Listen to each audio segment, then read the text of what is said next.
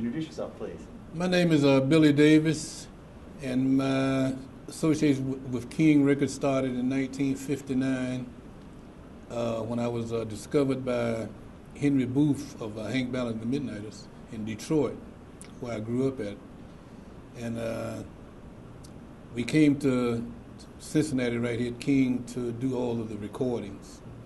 So that's where my recording career began, with King Records. And one thing I like to make it, take note of, King Records became the first company in the United States to have 3 records in the top 40 all at the same time, done by Hank Ballard and the Midnighters. Yeah, Teardrops on Your Letter, Finger Popping Time, and Let's Go, Let's Go, Let's Go. Did you play on any of those records? All of them.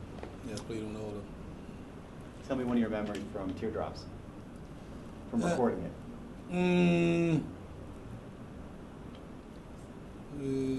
It wouldn't really know too much difference in anything else. It was just, well, the company had all the confidence in that particular song, because see, the twist was the other side of that. But the company didn't push. They didn't have too much confidence in it. Teardrops on Your Letter was the A side.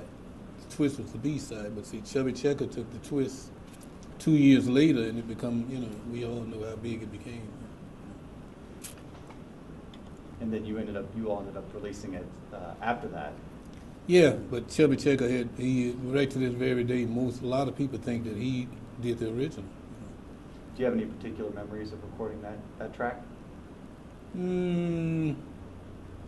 Not really. See, that track was did in different ways. See, Hank Ballard took one of the demos of that tune to a VJ Records over in Chicago, and it didn't. But it didn't take off until Chubby Checker did it. But it's a different version we had experimented with. Well, at that particular time, I had my own group in Detroit, and I had been associated with Berry Gordy before there was a Motown.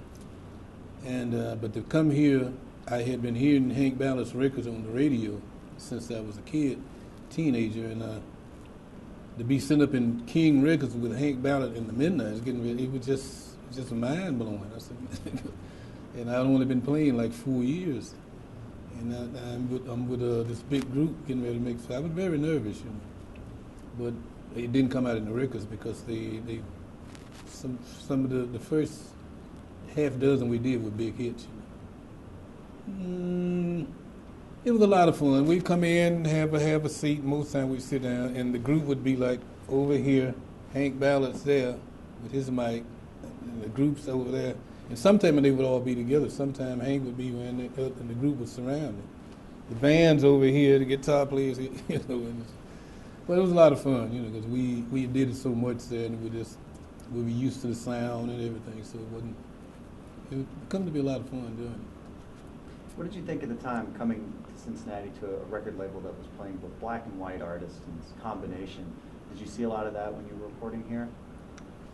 Oh yeah, because the King had such a variety. They had country and western, they had everything, jazz, R&B, blues, It was a big variety, and it was just, it was great. I have a question. Because there's a variety, how did that, did it bleed? You know what I mean? Did it bleed into each other a little bit? Did it influence each other? Does that make sense? Yeah, it does make sense. Okay. Well, I don't really. It had to a certain degree, I believe it did. But the sound that Hank Ballard and I came up with, I think, was he loved country music. So did I. So some of the tunes, I didn't deliberately do it, But some of the tunes you listen at, they got a country feel to it, such as Finger Popping Time. Finger Popping Time, that's Thrill Up on the Hill, that's got the country kind of introduction, So that kind of set the group apart from most, let's say, the Fire Royals. They was on the same label, but they were strictly more R&B than we were. So the sound that we came up with crossed over, where a lot of the other groups were lost because they couldn't. They didn't have the crossover sound. But Hank and I both gave that influence to the country feel. to the R&B music.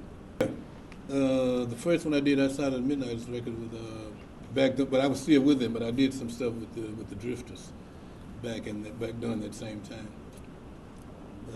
But my chief recording then were with the Midnight. But I did other stuff after the group broke up, with people like Jackie Wilson, people like that. Yeah, I did stuff with Wilson Pickett, but I would just did some session with him. I never played with. But Jackie, I was traveling on the road with. Joe Tex also. But I guess Hank is who you played with the longest, played 25 years? Yeah, because he was the one, I loved his style more than I did anyone. You know, I gave credit to all the other guys, but it just was a feel that him and I had that I didn't have it with anyone else. Did you write any songs here in Cincinnati or Hank King? Never did. Only thing I would do is put music to Hank come up with the lyrics, and he'd come to me for rhythm patterns, and which I discovered later that's considered writing too, but I didn't know it.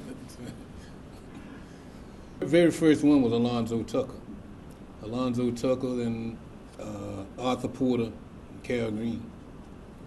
And Cal Green got some trouble down in Houston, Texas, and got sent away, so that's how I got into the group. I was playing a local gig in Detroit, and my manager at the time knew all of the top entertainers. So he brought Henry Booth to the club to see his group, which was me. You know. And Henry called me to the side and said, "Man, we're looking for a guitar player. I like the way you play. So you interested in playing with us?" "Oh, yeah." I remember, I don't know if these guys still around. Gene Red, he was one of the producers. Gene Red, Henry Glover, Sonny Thompson. They were there, and they played on some of the stuff, a lot of stuff that we did too. And Gene Red would also double doing background. All the Midnighters wouldn't show up; they could fit in and do background vocals. And piano player Sonny Thompson was a piano player. So if our piano player couldn't make it, he would sit in right and play the stuff. Well, I didn't consider myself a music teacher, but I helped a lot of people out. You know, like so I met Jimi Hendrix. Jimi Hendrix was about 15, going on 16 years of age, and we were playing in Seattle, Washington, at the Eagle Auditorium, and he wanted to meet the guitar player, which was me. He didn't know who I was, but he had listened to the records and he liked the guitar. So we became friends after the trumpet player in the group introduced me to him, and we became friends from that moment. It lasted up until his death. And I showed him a lot of stuff on guitar. Worked out, I guess, for him. Oh, yeah. Like the fact that one time I seen James Brown, he was telling me, he said, "Billy, why haven't you been crazy? Why are you?" I said, "What do you mean?" He said, "Man, Jimi Hendrix stole your style and got to be a millionaire, and so you broke." I said, "Oh, you didn't really steal it, you know." But that was his impression. Oh, it's a feeling, really. I was just the idea of coming down. I mean, it's a great feeling, and great, and it kind of makes me feel kind of a little bad because so many of the pioneers weren't here. You know, didn't know this. You know, such as Hank Ballard, James Brown, Little Willie John, just to name a few. You know. But it's a great feeling. I mean, I'm so happy it finally happened because King did so much for so many people. What do you think King's legacy is in music history now, or in history in general?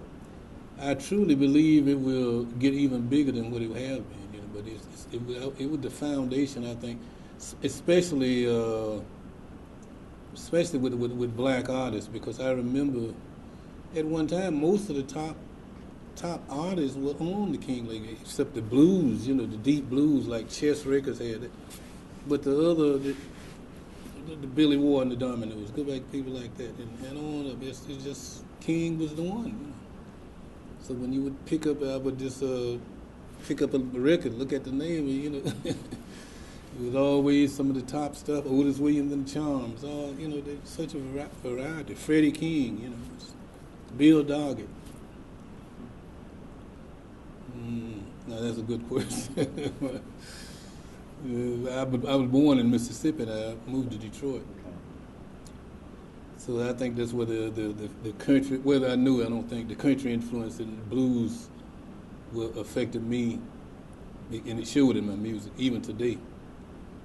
And you're still recording today, Yeah. that's right? Yeah. What's your? I haven't heard anything yet about people's relationships with Sid. What did you have one with him, Mr. Nathan? Mr. Nathan? Not really. Not really, because Hank Ballard had more of because we would, he would more or less talk to Sid. We would be in the just that in the out here. Sometimes he'd go in the control room. They would be talking, getting ideas together. But he really didn't. He didn't push us away anything like that, because we something sounds real good. Sometimes he'd say, come up here and listen to this. Listen, And so he was always, a lot of people say he was kind of mean, but I never did see that myself. He wanted to get stuff done, and he was just on that control board. He was just that was him. And when he heard something that he liked, he'd let you know it. The way we did Let's Go, we had did an album, and we was getting ready to leave out. So we was packing up the stuff, taking to the station wagon. And Hank Ballard had a piece of paper. He's standing over by himself, and so he said, Billy, he said, go get your guitar. So I said, okay. So I went and got my guitar, brought it back. He said, listen at this here. So the thrill upon it. He said, see what you can come up with. What kind of introduction is it? He messed around with it a while. Then Sid happened to hear it, and he called him over. And Sid said, well, he said, tell those guys to bring the stuff back in here. Let's record this. So we went up, so he told him, said, man, bring the equipment back in. Said, we got another song to cut. So, okay. And the next week we was traveling, we was on tour. Turned the radio on, there was the song. There's the thrill upon the hill. Let's go. Just that for, they could send it right to the pressing room and press it up. All within 1 week. Yeah, right. But they had, in fact, I think King, at that time, they were the only one that had their own pressing plant to press up their records. I'd never heard of another company at that time doing that. Cool.